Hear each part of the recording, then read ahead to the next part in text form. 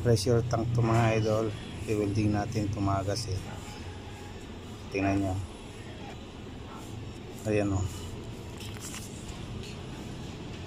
Ayan o. May biak dyan sa may pinag-anuhan ng coupling. Biak na. Ayan, biak yan o. Yan ang hihinang natin. Kasi dyan dumadaan yung tubig. Hindi tuloy-tuloy yung under ng motor eh. Yan o. Sila pumupunta sa ilalim. Kanyang dinadaanan ng tubig.